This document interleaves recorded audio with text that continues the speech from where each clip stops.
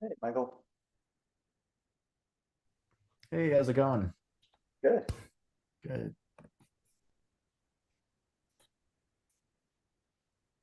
All right, let's see here.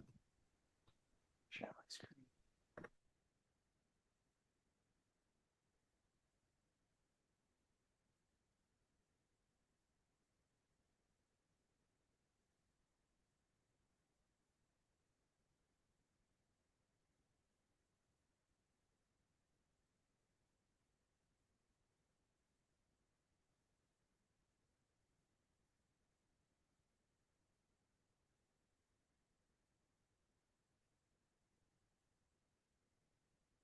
Oops, I forgot to stop the recording.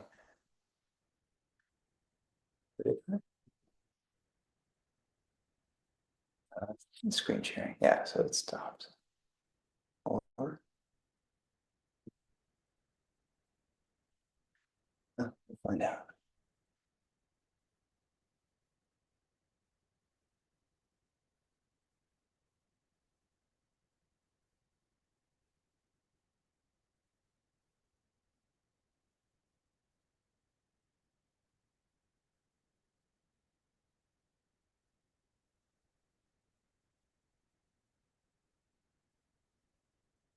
All right, looks like we're at time to get started here. So I'm going to go through my intro spiel as usual, then we'll get into news and announcements, and followed by a Q&A. So as part of that process, I'm just going to mute everyone right now. I think it's still recording, Eric. Oh, okay. Interesting. Yeah, I see that it says that. I don't see the option to disable the recording.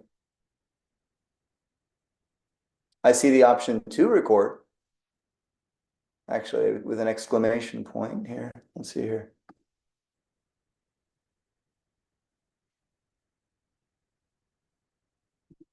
Where do I stop?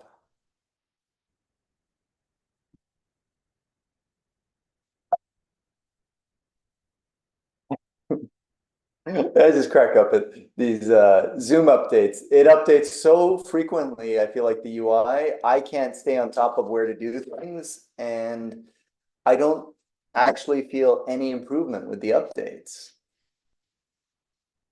So let's see here. Maybe stop share.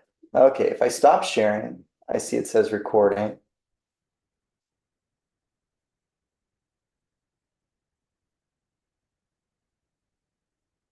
Basically, for our automation to work the way I want it to, I really want this to stop the recording. Record.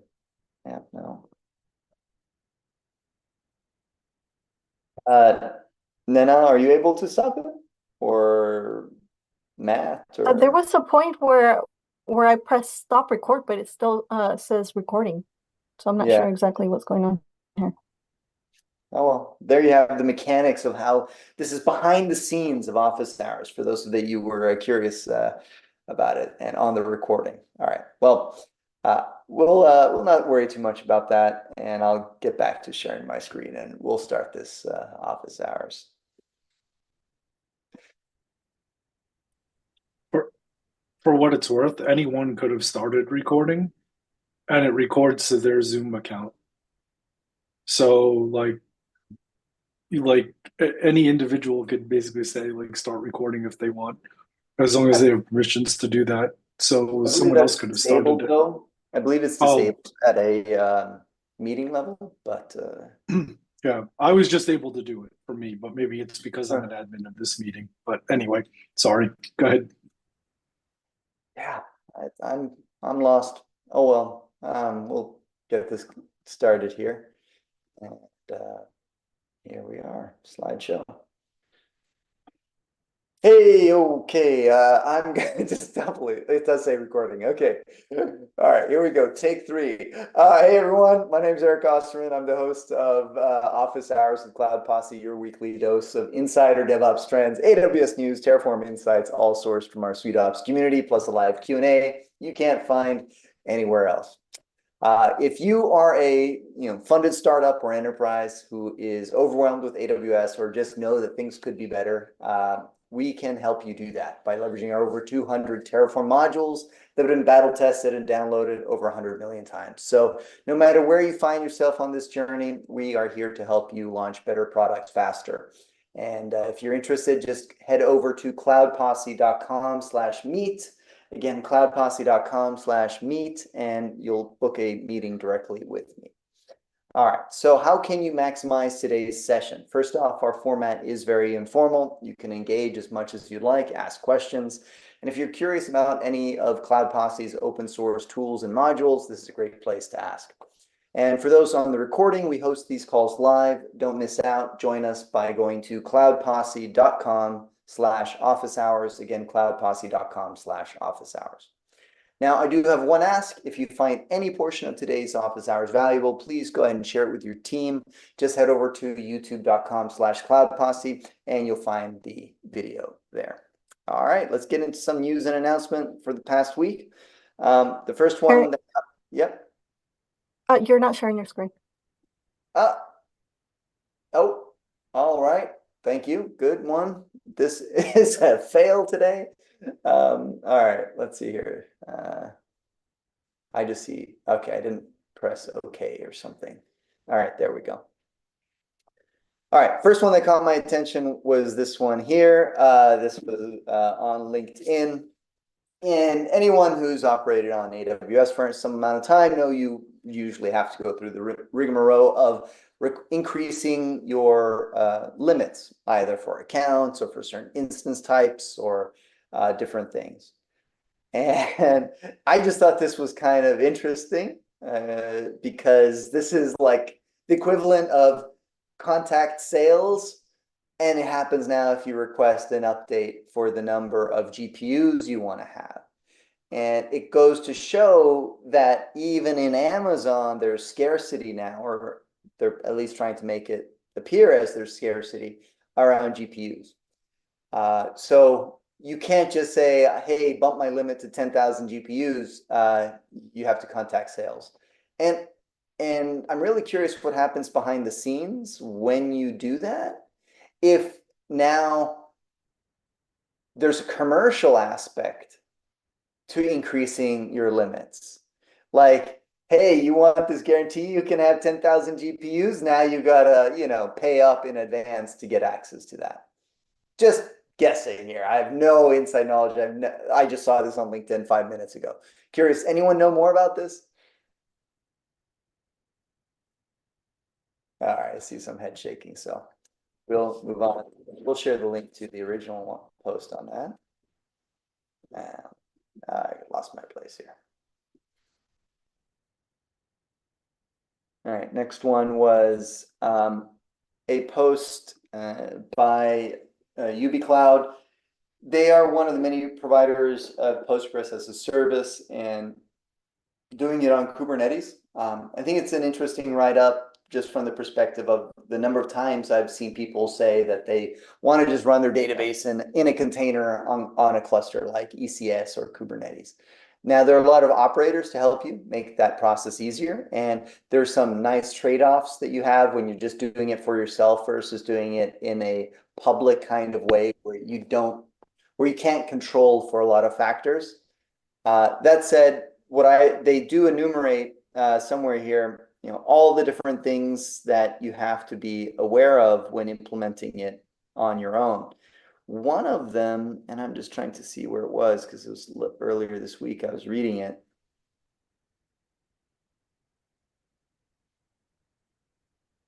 It jumped out at me, but I think it was the DNS handling part. If you are doing it at a scale, you have to do the DNS, but then if you're doing DNS, you also have to have the certificates for it and how you manage the certificates for that. Here. How do you manage the DNS for that certificate if you're doing it in a public forum, at least for others to consume, and then managing the DNS, the TLS on that. All right. Next one anyone have something to add to that? Anyone successfully running stateful databases on Kubernetes in-house as the default way of going? Good. Not too many brave souls here. I don't know about the people running it on their own infrastructure. I know that SkySQL, the MariaDB folks, they run there as a database as a service on Kubernetes. Yeah. And a few others. And there's I'm guessing Neon Tech runs that way, and it was a Tembo.ai. They're worth checking out. Running the Cloud Posse stack, by the way. But yeah, Postgres as a service on Kubernetes.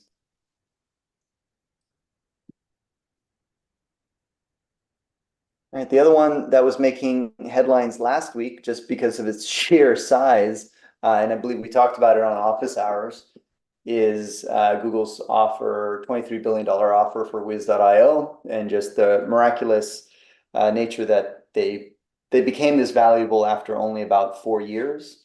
Well, they turned down that offer. As my voice breaks there, that's a pretty big offer to turn down. Take some, who knows? Anyone know? So they're deciding to go the IPO route instead. Maybe what it was they just saw the carnage on the wall with was it CrowdStrike biting the dust this week, and that whole fiasco, and say, well, we can eat their lunch, and we're just going to IPO. Anyone have any inside knowledge, or not insider knowledge here, but any conspiracy theories on this? For the record, no insider knowledge here on Office Hours.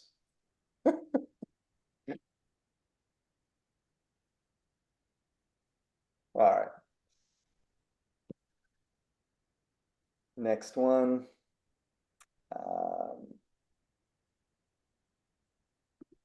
So a site that I've used a lot, testing webhooks is really nice, is webhooks.site. No logins, no things you got to jump through. I forget who operates it. Is this by Vercel or something? I guess there's some upgrade thing you can do, but I've never had to upgrade, and it's great for collecting when you're testing webhooks and so forth. Well, there's another site now that does that for gosh, fail. Okay, yeah, that does that for SMTP. It was on Hacker News this past week, so it stood out to me. So if you are generating emails and you want to see what they look like through a real-time web UI, really convenient for development of SMTP kind of notifications, then this is the site, fakemail.stream.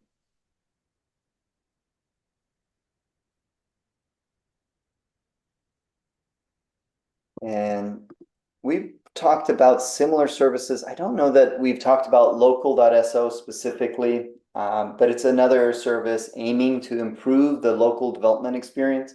One of the big pains when you're doing local development for web is the lack of TLS certificates. No easy way to generate them. Like you can't use Let's Encrypt certificates, and if you do your own self-signed certs and trust your own CA, that's a dangerous thing too, because now suddenly any certificates by that CA that are signed you automatically trust, and it could be for any domain whatsoever. So this is a service solving that, but also similar to ngrok.io, providing the ability to expose your local services publicly. I'd be curious what the differentiators are between this and like ngrok having been around forever. Oh, one of the differentiators, I forgot about this. At first, I didn't know how to react to this. When you see every product these days just sprinkling on a little bit of AI, I can't take it seriously.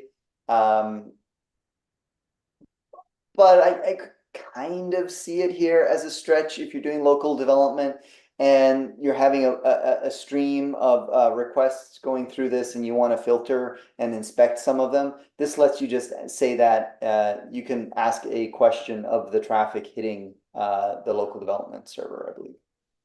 Let's see if I can find that. Yeah, the AI assistant. So if you want to understand the error codes and things like that through the traffic, you can leverage GPT. It's a stretch, but hey. All right, next one. So I forget where it was. I came across this one. I just cracked up that, there are all these awesome pages, and awesome pages are great. It's a network of awesome out there through these GitHub repos. And they're topical in nature, but they're usually a little bit broader than just status pages, the best status pages. So I cracked up that there are this many open source solutions or hosted solutions for doing status pages. I remember back in the day when statuspage.io came out, and I'm like, such a brilliant, simple idea that you can launch in a weekend and host as a SaaS. Obviously, that ship has long ago set sail. And a million copycats that you don't have to pay for. Also weekend projects, by the way, and abandoned probably. All right. Okay, so I expect a little bit more conversation on this one. Others probably deeper on the topic than myself, but if unless you've been under a rock for the past week, you've probably been affected in some way by this CrowdStrike outage. And if anything, it just baffled me how successful they've been in every industry out there. My wife was trying to check out Amex travel for some trips and couldn't do any bookings through that. My parents were in Italy for a concert and were trying to travel back to Sweden, and their Scandinavian Airlines flight was canceled along with 30,000 other flights. And the list goes on and on and on and on. 9/11 services, hospitals, and there's a lot of I forget the expression, but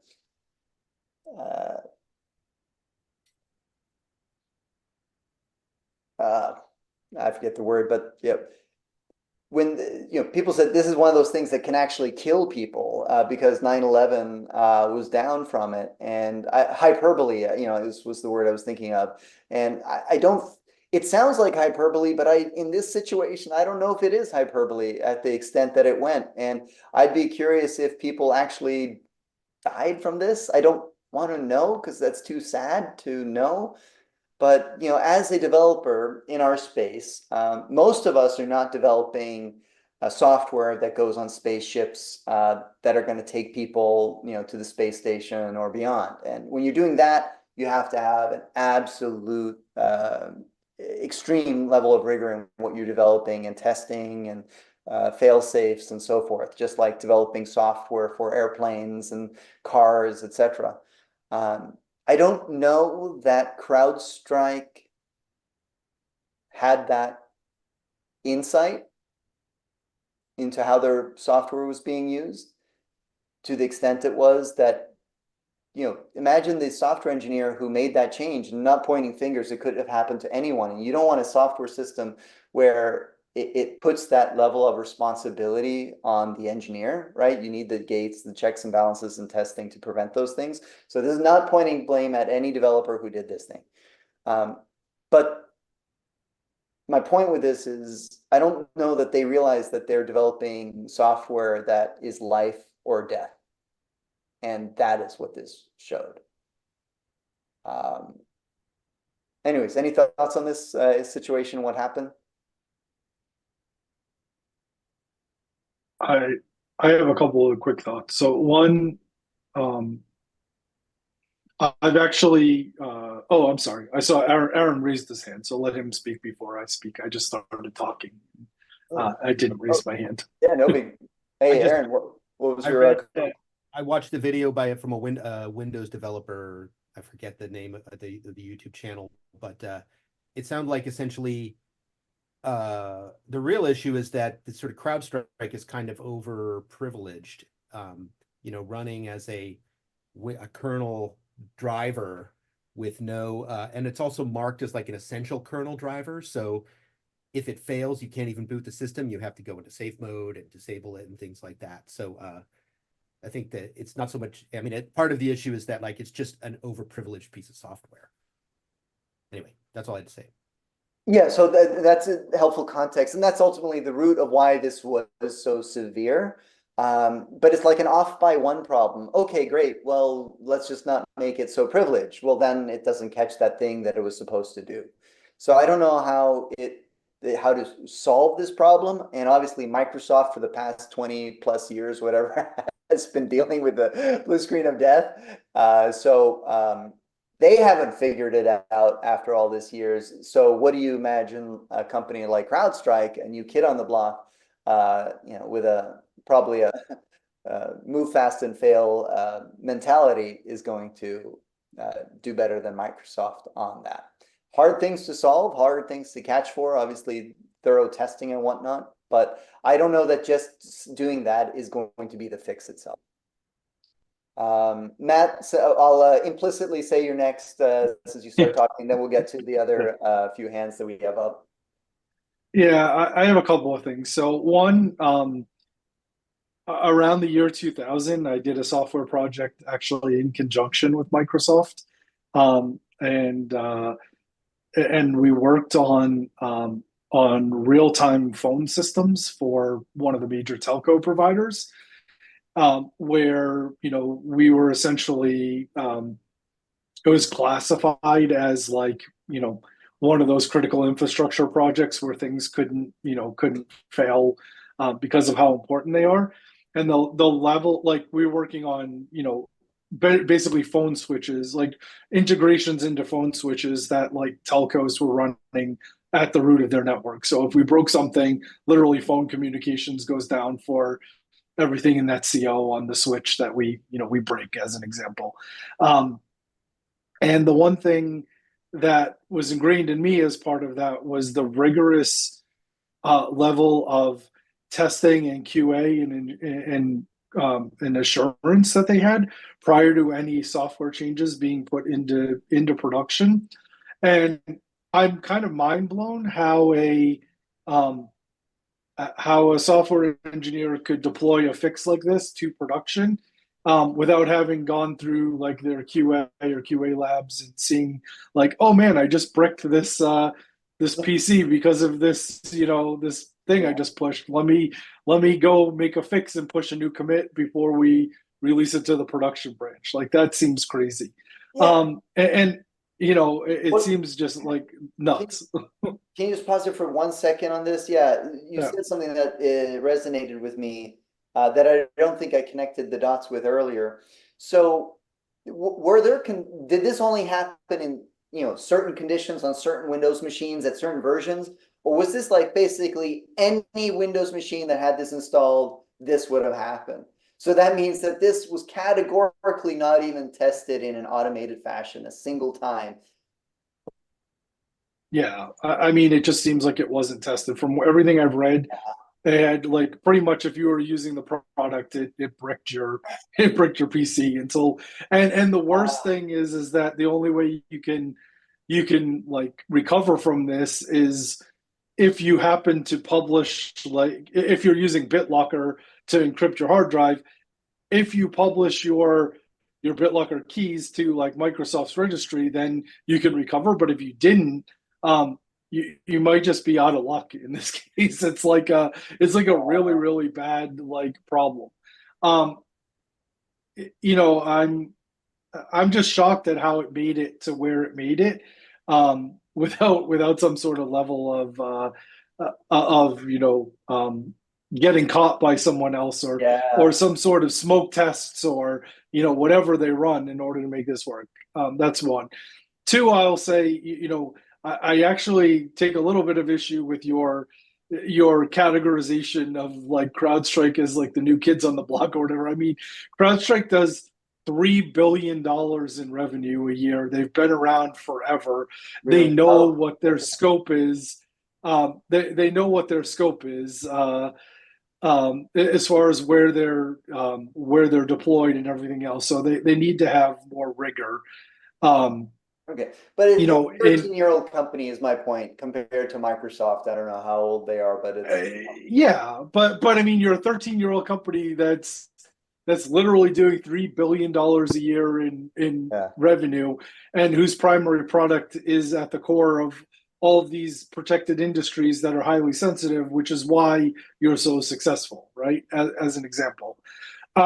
And then the second thing I'll say, or the third thing I'll say about this is that I was utterly floored by the CEO's response to this whole thing. And like, if you go read like his Twitter or sorry, X feeds and things like that, it was pretty like nonchalant. It was not like, oh my God, I'm so sorry. Like, you know, I'm so sorry that we just bricked the entire internet. We're doing everything possible we can to, you know, to recover from this. It was kind of like, oh yeah, there was a bug, you know, stop calling us, we're working on it. Like that was like the sense I got out of it. It just seemed so arrogant from like from his like way of saying things. I was just like, when I saw it, I was just like, I can't believe this is what the CEO of this company posted as his like official response. So anyway, that's like my that's my take of 3 points on the whole thing.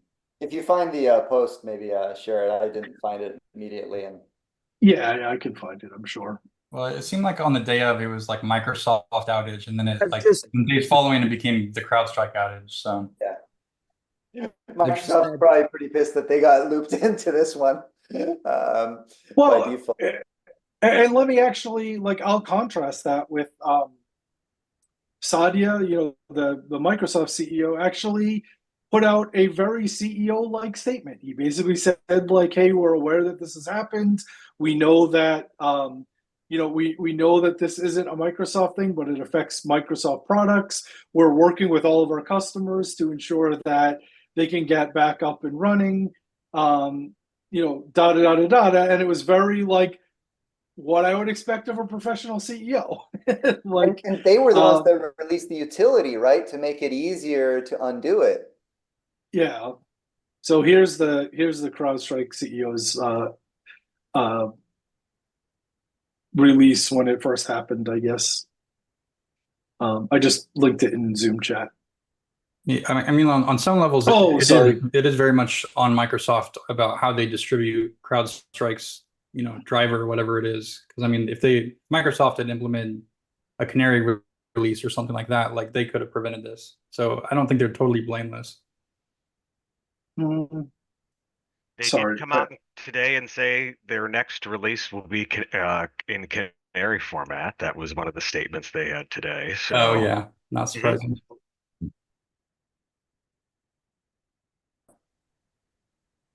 It reminds me of the reason why I was looking up Zoom earlier, and also when Zoom was founded. So incidentally, they were both founded in 2011, two totally different companies. But if everyone remembers during COVID, the whole fiasco about the auto update process that Zoom had implemented, and they fell hard on that, made a lot of changes. This is auto update related, you could say, and that's why it seems like a reckoning of similar. Yeah, I don't disagree with you, but Zoom also experienced like a 40x increase of users in the period of like a month or something crazy like that. It was not like case of normal operations. It just like they were dealing with some things. Not that I want to forgive them, but like they also like didn't necessarily kill anything. Someone found like a security exploit, and they tried to fix it as quickly as they could, right? I mean, I think that's kind of what happened. Yeah.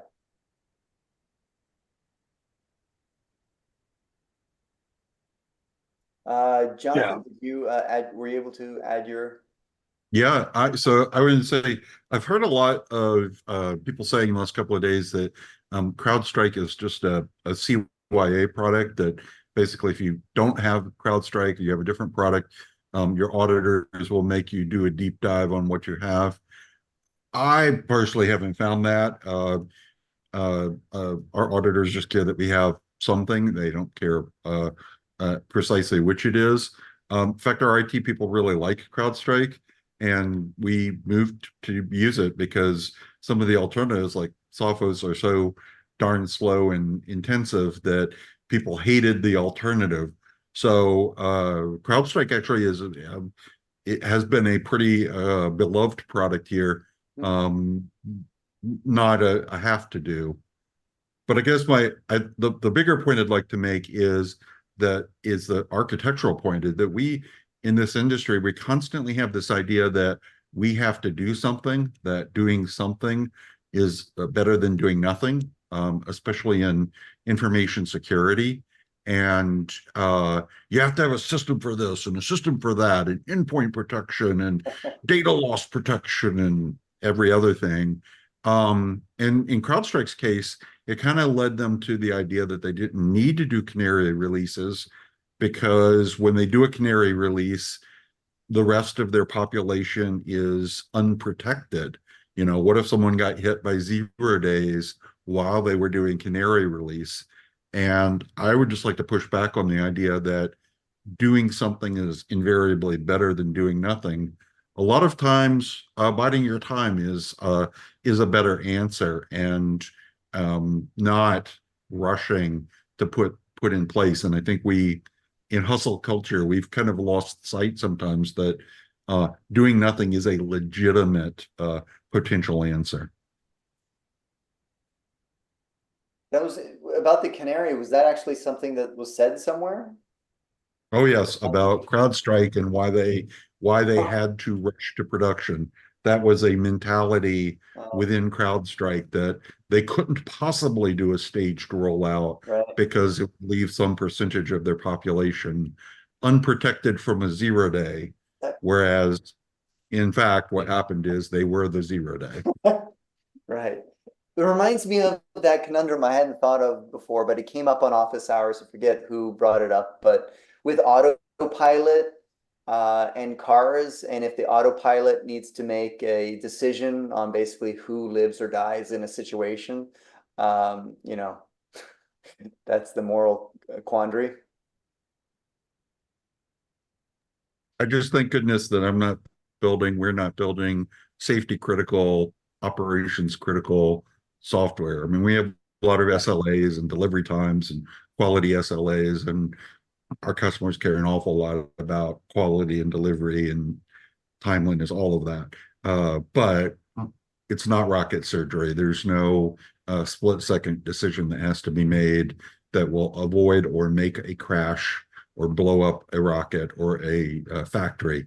Yeah. And I thank goodness that I am in the app space, not the real-time command and control robot that destroys the world space. Yeah, I share that. All right. Any last thoughts on that before we move on to the next topic? All right. This was a minor one. As part of my routine before office hours, you know, I have all these sources I go check and my news feeds and whatnot.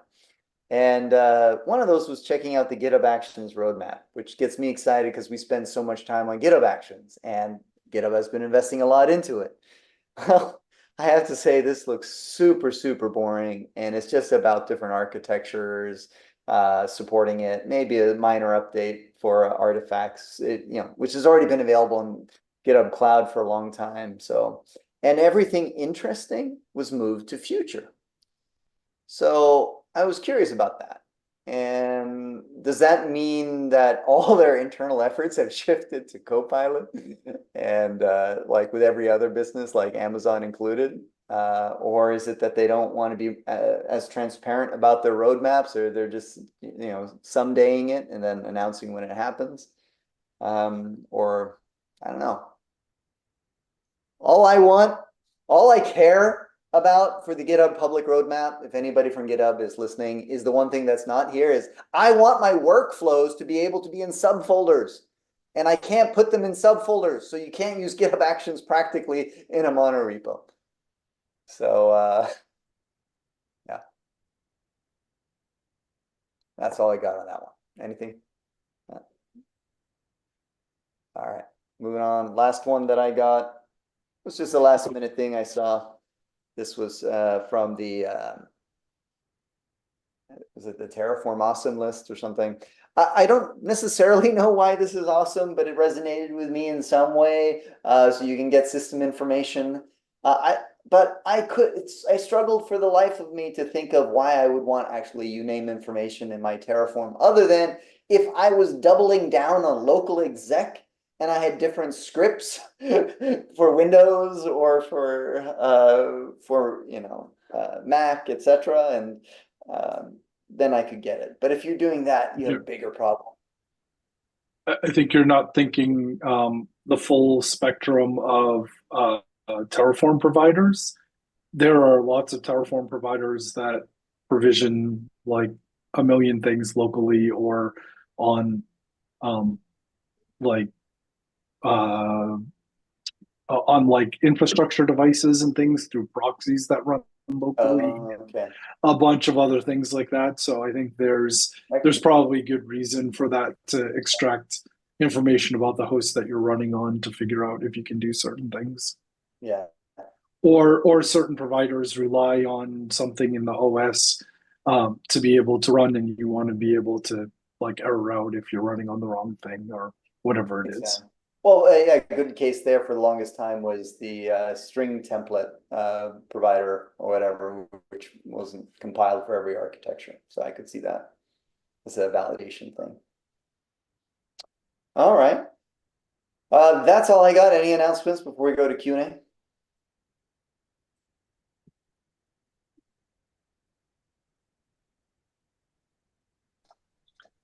Erica stuck it in office hours chat, but if anybody in the world except us is using QLDB, Amazon are killing it in a year. So wait, in the office hours Office hours chat, yeah. Sweetops. Yeah, one second. Today I actually accidentally shared my whole window. So I'll do that and go here.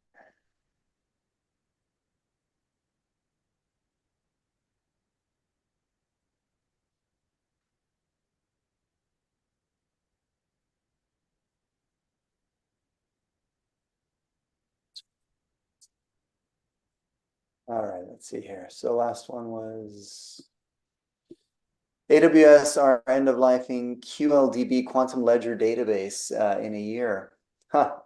Interesting. Yeah, can you share more about this? It's not been something that's really been on my radar, but it is very unusual in general for Amazon to end-of-life services. They've had a pretty stellar reputation for not doing that. I don't know how they do it, but it's only a matter of time before they will have to. So what's the story here? So QLDB is a sort of serverless. It's not blockchain, but it is cryptographically verifiable database. So all your changes end up in there forever, and it's kind of slow, but it's good for people who want to say no, it's really immutable, and that's why we use it. So I think they've done a bit of a stealth job on it, so they've published a couple of blog posts saying this is how you migrate off, and they've put up banners which point to those blog posts. But there's not been a like, hey everybody, we're end of lifing QLDB. We got it via AWS Health, saying, oh, we're turning this off in a year, and they said you can keep using it until July 31st if you're using it now. We had the problem that we were trying to spin up new project accounts, and we needed QLDBs, so we had to go through a whole rigmarole of trying to persuade Amazon to turn it back on for new accounts where it had never been used before, which was pretty painful. But they seem to be saying Postgres is the way to go, which I can believe. I'm almost a little bit surprised they haven't gone with more S3 Athena type recommendation. But I guess if you want something more traditional databasey, and I guess a lot of people do, to slice that audit data in lots of ways, Postgres is maybe the obvious answer. And how do you get the I was mostly interested in assurances though with Postgres? Good question. I haven't I've been scrambling to try and keep what we've got rather than migration comes next. Got it. Jonathan? I was interested in if anybody else was using. There is Yeah. a Postgres What other people add-on were called using for? PG Crypto. I've never used it, but there is one. Isn't that just for generic encryption? Yeah, just generic cryptographic. So you'd have to roll your own Solution. ledger, but yeah. I mean, but that's the whole point of Postgres is it's there for you to build what you want to build into it. So that fits the model, I think. Yeah. I'm not sure anybody really cares about cryptographic verifiability. Like practically, it's pretty niche, right? I mean, has anybody ever been asked by an auditor? It depends on the industry. Like banking, as an example, is a very good one where they care. Like that, ledger transactions can actually be verified that they happened in the order that they happened in, and who created them and when, and all of that kind of thing. Okay, I'll just spin up some COBOL. There are apparently some supply chains, like pharmaceutical supply chains or nuclear materials, that are supposed to have the same sort of hyper verifiable change. Any change is hyper verifiable and hyper trackable. I've never worked in those industries, but those are the ones that I've heard about.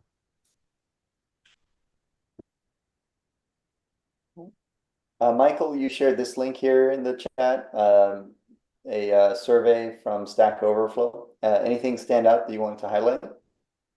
Yeah, the one that stood out to me, which I thought was kind of comical at the same time, if you go kind of towards the bottom, it talks about most common frustrations by developers. And the top one by a long shot is technical debt, which I can wholeheartedly agree with. So I just got some confirmation bias. That's it right there. Yeah. Today. Yeah, I would agree with that one. And the longer you are successful, the longer you are around, the bigger this problem becomes. Very true. Another, if I could stick on this topic, but sway it just a little bit. If you scroll back up and look at the salary portion, another thing that I was kind of interested in, if you see that big grouping right there in the center, it's well below six-figure mark. But then if you look at there's a couple of different ways you can slice this data, right? But you look at the number of responses. If you go to the actual survey, you'll see that there are responses from mostly the United States, but also from all over the world. But then you also have to slice that by number of years of experience.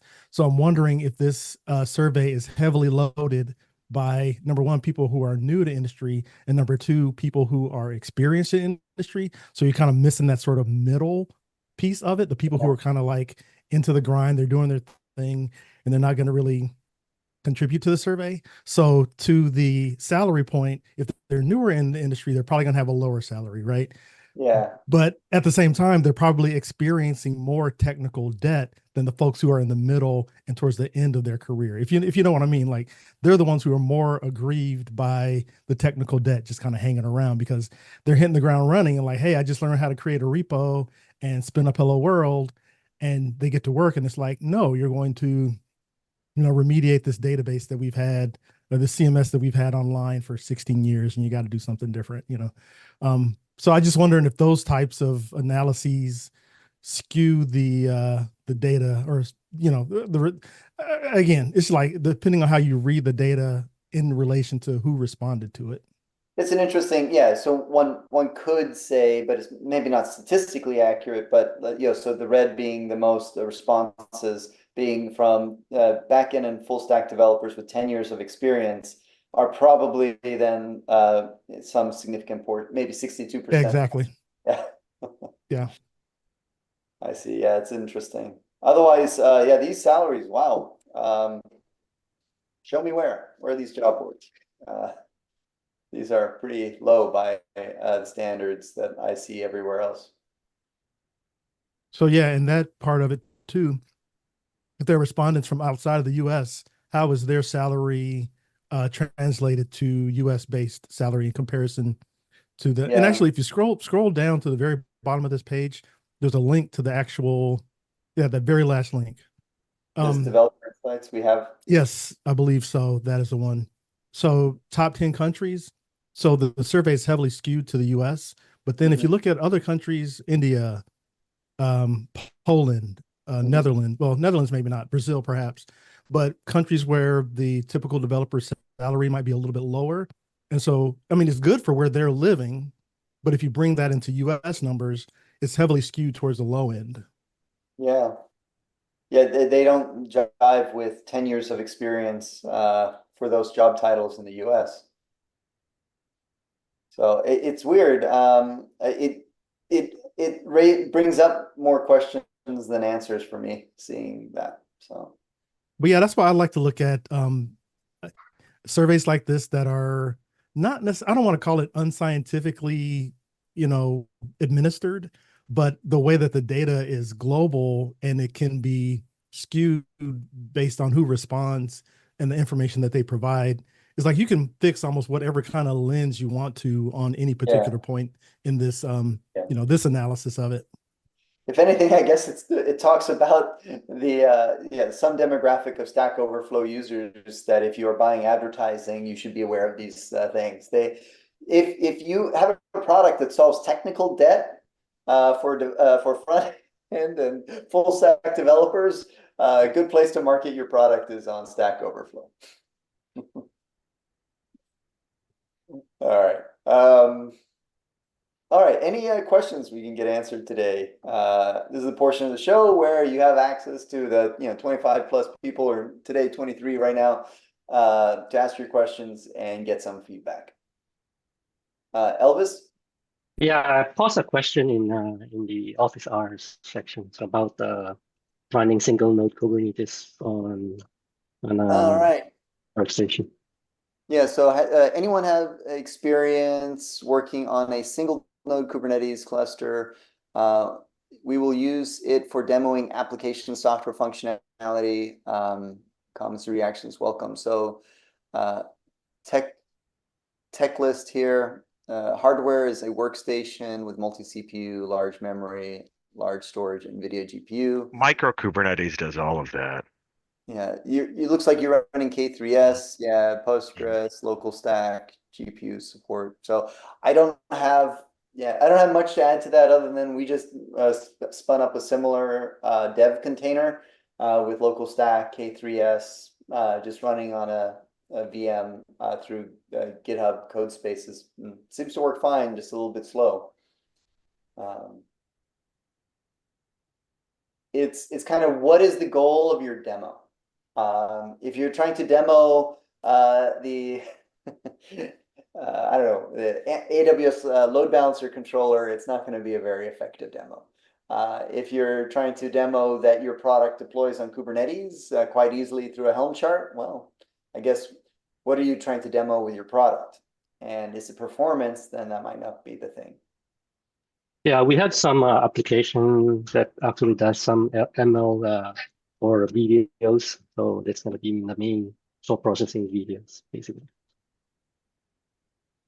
Got it. But yeah, thanks for the input. Is the single node, is this for local development? Is this for... Yeah, generally just the demo that, the user will be uploading videos and then to show them that machine learning is happening, identifying objects and things like that. But this would be used like on a sales demo by somebody going out to the field? Okay, got it. Yes. I mean, it seems like a reasonable solution to me, provided you get your stack running and it's performant enough. Yeah, cool. Thank you. How does K3 compare to Kind or Kubernetes and Docker?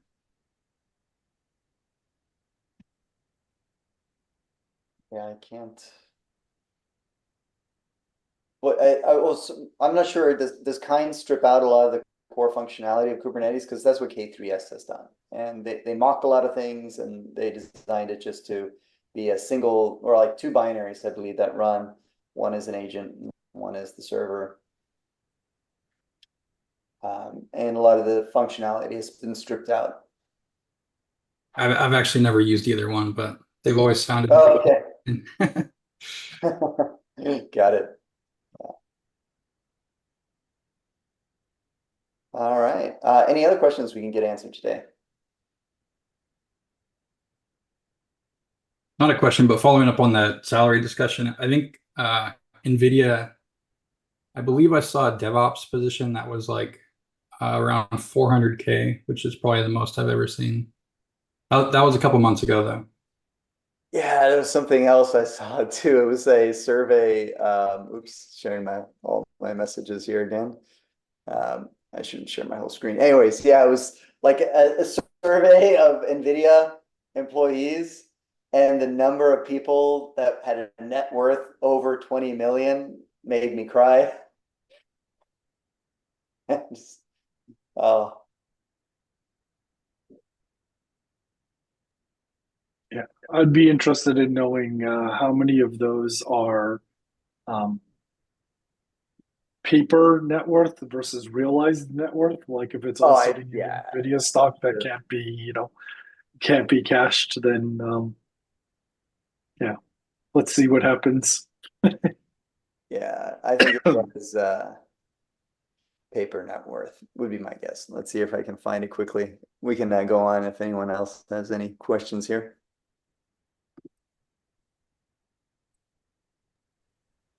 Yeah, another comment was so I just joined this company a couple months ago, and I flagged that we had a bunch of EKS clusters that were in extended support. I had actually never encountered this before because I had always, like when I was running DevOps teams prior, I'd always made sure to keep the clusters updated, and it was just like a constant thing. But we apparently had a cluster that was on 1.21, and Amazon force upgraded that cluster last night to 1.22. I thought the clusters automatically went into that other mode. I forget what they call it, but yeah, well, I think it's extended support. Yeah. And yeah, so I was a little shocked because I didn't see any notification from AWS. Like it's possible I'm not on the right mailing list or something, but I see maintenance notifications for everything else. But for some reason, I didn't see that. And so in that case, they just upgraded our control plane. They just bumped it one version. And then, we had to kind of scramble to get things moved. And of course, I would have said, like, let's use this opportunity to go to latest version since we're going to have to restart everything anyways, but we didn't do that. We just went one version. So we're going to be probably doing it in a couple months, but I was just kind of curious if anyone else has experienced that with AWS force upgrading. Yeah, I don't think the extended support is every version that they've ever released. I think it's only like 4 versions back or something like that. And they do like make sure that you are up to at least that last, the latest version that they're supporting. So basically that they force up, like they of course couldn't force upgrade our nodes. So they upgraded the control plane one version. Like what's the, potential repercussions of running, like had we not done anything and just left the nodes on that older version, like what would be the potential negative or I think the control plane could possibly make API calls that your clients then can't serve because, you're running 2 different versions of code. Yeah. Yeah. Eric, if you open the link I just posted right there, that's actually publicly posted when the end of various levels of support are for each for each version. So July 15th was the end of extended support for 1.21. That was the oldest one. If you scroll down to the bottom. Okay. Yeah. So they still gave us another 9 days or 8 days. It probably took them that long to do all the upgrades. Right. But so they got you to 1.22, which is going to upgrade again in September. So you better start doing your work if you don't want it to happen again. Well, at this company, I'm head of SRE and not head of DevOps this time. So there you go. Yeah, but that particular one they publish like pretty frequently. There's also endoflife.date. It's a great site that aggregates all of that. We've shared previously in office hours, and I just posted that in the Zoom chat. Oh, cool. So for anyone that's gone, recently from like, I mean, between 1.22 and 1.30, were there any like big breaking changes that anyone encountered? Yes, the API changes multiple times in there, and the number of CRDs and the types of CRDs and all of that kind of thing. So you definitely want to in most major upgrades like that, you definitely, there's one or two of them in there that are a lot more than others, but you definitely want to read all the release notes as you're going. You got to do them like each in order too. You just can't jump. It's a giant pain. Right. Which were the ones that were the ones to look out for? 2.3, 2.7, and 3.0. Okay. Thank you. You're welcome. Those are scars that I was reading from. That's where I got that. Yeah. All right. Let's see what else. Any other questions? We got another 3 minutes or so. I just wanted to say on the Kubernetes lifecycle is awfully darn short, like compared to operating systems and other main components, databases. It is on a forced march. We're generally pretty pleased with moving to Kubernetes and kind of how we got there and all of that. But the compared to any of the other major componentry, wow, they just rush you along. I did hear there was going to be a long-term support working group, but the first communique out of them seemed to be, don't expect anything anytime soon. We're just starting to talk about it. Yeah, I worked at a company that through a bunch of acquisitions and whatnot, they managed, or my team managed like 40 clusters, and there was one guy that just did nothing but continually did upgrades. That was all he did. Yep, I think Kubernetes has gotten to that point. As soon as you get one version out the door, you're working on the next one, especially if you're managing more than just a few and you have serious workloads on them. I think that's probably the reason why we've seen so much interest at Cloud Posse over the last year in ECS. I think it's finally started to sink into people. Yeah, I've started to look at virtual clusters too. I haven't played with them yet, but it seems like potentially that would be like a better way to go versus having, more physical cluster. I mean, not physical, but more EKS clusters. Can you elaborate? So I think it's called vCluster. And it's basically like rather than having, multiple EKS clusters, you can spin up additional virtual clusters within, within the one cluster. Got it. Yeah. So I mean, you still have, so you have the one big cluster you gotta upgrade consistently, and that's it. Yes. So I'm not sure how this is impacted by versioning. But it is something that we're considering, because there are like legit reasons to have more clusters in terms of like the service accounts and things like that. Yeah. So this is Kubernetes and Kubernetes basically as a way of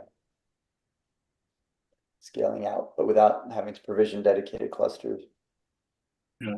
Yeah. So If let's anyone has put all experience our- with this, Oh, sorry, go ahead. no. I was just going to ask if anyone has experience. I would love to chat more, maybe next week. Yeah, makes me really nervous to put all my eggs on a single control plane that I can't test upgrades or any issues or anything else with. So I think at a minimum you'd want 2 clusters. So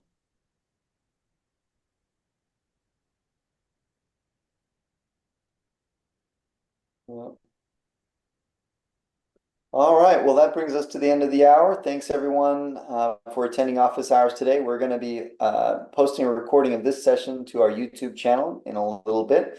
So keep your eye out, especially for behind the scenes of office hours production. Just kidding.